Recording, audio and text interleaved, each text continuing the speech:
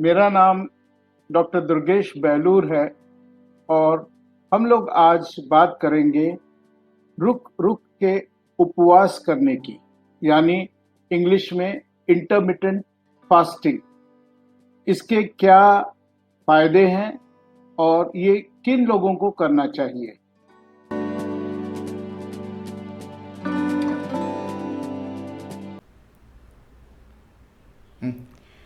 नमस्कार दोस्तों, मैं हूं एलिज़ाबेथ देबूर, एक हेल्थ केयर प्रोफेशनल हूं और मुंबई के कई अस्पतालों में काम कर चुकी हूं। और मेरे साथ हैं डॉक्टर दुर्गेश बेलूर।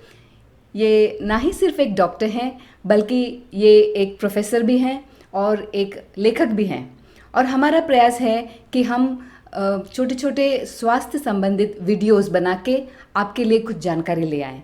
तो आज एक बहुत ही बढ़िया टॉपिक के साथ हम आए हैं आपके पास, और जिसका नाम है इंटरमिटेंट फास्टिंग। तो डॉक्टर साहब, आप बता सकते हैं इंटरमिटेंट फास्टिंग क्या होता है एग्जैक्टली? जी बिल्कुल। नमस्कार दोस्तों। इंटरमिटेंट फास्टिंग एक नई विधि है। ये इस विधि से हम क्या कर सकते हैं कि अपना मोटापा घटा सकते हैं और डायबिटीज़ टाइप 2 जो डायबिटीज़ है उसको बहुत हद तक मैनेज कर सकते हैं। तो ये जो इंटरमिटेंट फास्टिंग है इसको हम हिंदी में रुक रुक के उपवास करना कह सकते हैं। तो इसका क्या है कि देखो, उपवास कोई नई चीज़ नहीं है हमारे लिए। हमारी संस्कृति में, इंडिया में, सभी धर्मों में फास्टिंग या उपवास करना ये हमारे पार्ट ऑफ लाइफ है। हमारे जीवन शैली में है ये फास्टिंग।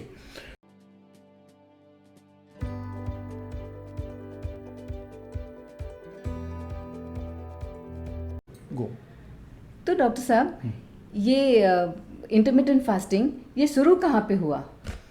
देखो एलिजाबेथ, क्या हुआ कि इक्का दुक्का रिसर्च काफ़ी टाइम से चल रहा था, लेकिन अभी दो लोगों का नाम मैं लूँगा। एक तो है कि मार्क मैटिसन और दूसरे हैं डॉक्टर जेसन फंग। ये जेसन फंग जो डॉक्टर हैं, इन्होंने बहुत रिसर्च किया हुआ है। इनके स्पेशल बड़ी लंबी सीरीज़ ऑफ पेशेंट्स इन्होंने ट्रीट करके पब्लिश भी किया हुआ है इन्होंने। और इन्होंने ये शोध लगाया है कि जो इंटरमिटेंट फास्टिंग है इससे मोटापा कम होता है, इससे डायबिटीज़ मेलिटस को काफ़ी बहुत राहत मिलती है, और तीसरा हाइपरटेंशन या ब्लड प्रेशर में भी ये बहुत ही हेल्प करता है।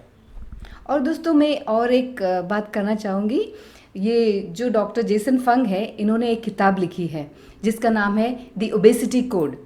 हमारे कोई श्रोता अगर ये और भी कुछ जानकारी जानना चाहते हैं तो ये किताब खरीद के आप पढ़ सकते हैं। ये अमेज़ॉन पे अवेलेबल है।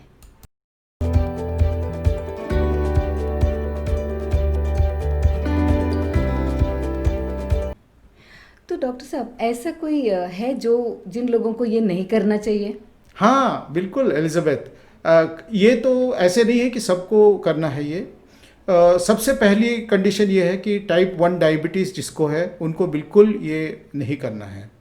दूसरे हैं कि अगर गर्भवती महिला है या वो दूध पिला रही है उसको नहीं करना है। अगर पहले से आपका वज़न बहुत कम है तो नहीं करना है। अगर आपको बीपी लो रहता है तो भी नहीं करना है। अगर थायराइड का कोई प्रॉब्लम है तो आप डॉक्टर्स को बताएं, और मेरे हिसाब से तो करें ही नहीं इसको डॉक्टर की सलाह के बिना। और लास्ट है कि अगर आपको कोई सीरियस बीमारी है और आप बहुत से दवाएं ले रहे हैं तो कोई भी किसी भी तरह का जो फास्टिंग है वो हॉस्पिटल सेटिंग में हो सकता है। इवन जेसन फंग ने ऐसे लोगों को हॉस्पिटल सेटिंग में उसने ये ट्रीटमेंट दी हुई है।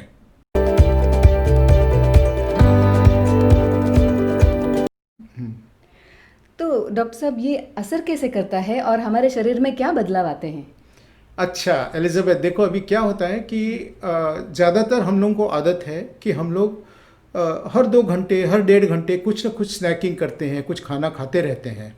इससे क्या होता है कि हमारे बॉडी में जब जब हम कुछ खाना खा लेते हैं तो इंसुलिन बढ़ जाता है, और इंसुलिन लगातार बढ़ता जाता है।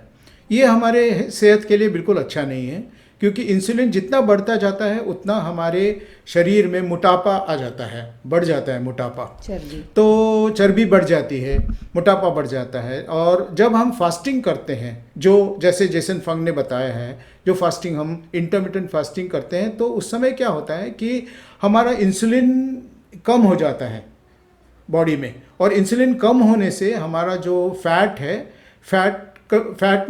फैट भी पिघल जाता है और फैट कम हो जाता है।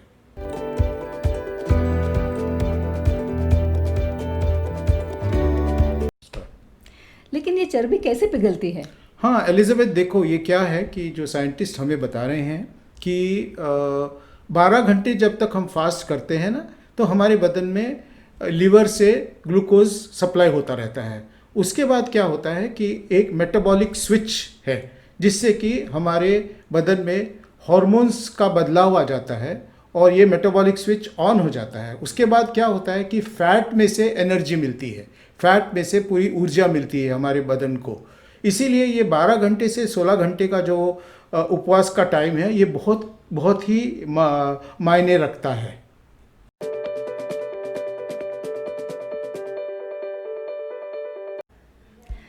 तो डॉक्टर साहब, ये करने का तरीका ज़रा बताएंगे आप? हाँ, ये करने का तरीका बताने से पहले मैं आपको एक चीज़ बताना चाहूँगा कि 3 तरह के उपवास हैं इसमें, 3 तरह से कर सकते हैं। पहला तरीका है कि 16-8 तरीका। 16-8 यानी 16 घंटे आपको उपवास करना है और 8 घंटे के पीरियड में आप खा सकते हैं। दूसरा तरीका है 5-2 तरीका। 5-2 यानी 5 दिन आप खाना खाओ और 2 दिन आप उपवास करो। उपवास हफ्ते में सही है, हफ्ते में उपवास करो। इसका ये 2 दिन में आप एक खाना खा सकते हैं, एक से ज़्यादा नहीं खाना है। और जो तीसरा तरीका है वो ऑल्टरनेट डे फास्टिंग का तरीका है, जिसमें जैसे मंडे को आप खाना खाओ तो ट्यूसडे को आप उपवास करो यानी एक खाना खाओ, फिर नेक्स्ट डे आप पूरा खाना खाओ और फिर उसके बाद एक खाना खाओ। तो ये 3 मेथड हैं।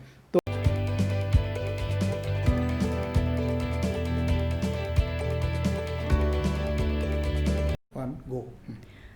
इसमें ऐसा कोई चीज़ है जो नहीं खा सकते, खाने के लिए मना है? हाँ, कुछ चीज़ें की सख्त मनाही है इंटरमिटेंट फास्टिंग में। सबसे पहले तो ये है कि जो प्रोसेस्ड फूड कहते हैं हम लोग आज, प्रोसेस्ड फूड वो होता है कि जैसे बर्गर है या डोनट है या केक है, ये जो प्रोसेस्ड फूड है ये, और या जो चीज़ें आपको जैसे टिन में मिलती हैं, जो कोई कोल्ड ड्रिंक्स है, जो कोई पैकेट वाले फ्रूट जूसेस है जिसमें बहुत शक्कर की मात्रा होती है, ऐसी चीज़ों को अपने को अवॉइड करना है।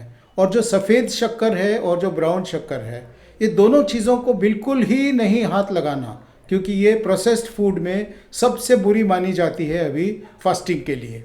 तो अभी हम लोग को क्या करना है कि जिस हाई फाइबर वेजिटेबल्स जो कहते हैं और हाई फाइबर फ्रूट्स, और फ्रूट्स की जो शक्कर है वो अलाउड है, फ्रूट्स में जो नेचुरल शक्कर होती है वो अलाउड है। और गुड़ भी अभी थोड़े पेशेंट्स या थोड़े हमारे जो प्रैक्टिशनर्स आते हैं वो गुड़ के बारे में पूछते हैं, तो शक्कर और गुड़ में कम हानि करता है, जो गुड़ है ना वो कम हानि करता है, लेकिन डायबिटिक्स के लिए तो शक्कर और गुड़ दोनों ही अवॉइड करना सबसे अच्छा है।